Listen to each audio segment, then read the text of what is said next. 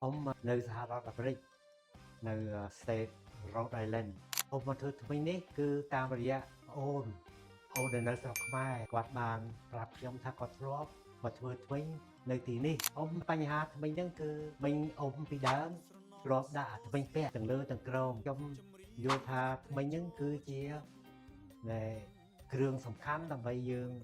ញ៉ាំអាហារដូច្នេះក៏អ៊ំសម្រេចចិត្តថាមកធ្វើ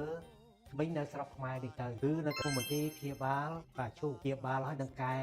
សម្ផស្សថ្មីនឹងផងគឺអ៊ំធ្វើខាងក្រោមអ៊ំដាក់ថ្មីទឹកបាត់ជាប់តែម្ដងហើយនៅខាងលើគ្រូពេទ្យធ្វើមិញដែលដោះបានខ្ញុំក៏ចូលចិត្តដែរមិញដោះបានហ្នឹងវាស្រួលយើងដោះលាងមកទល់ថ្ងៃនេះគឺថ្មីនេះខាំទៅស្និតល្អហើយថ្មីខាងលើហ្នឹងអត់មានជ្រុះដូចមុនទៀតទេ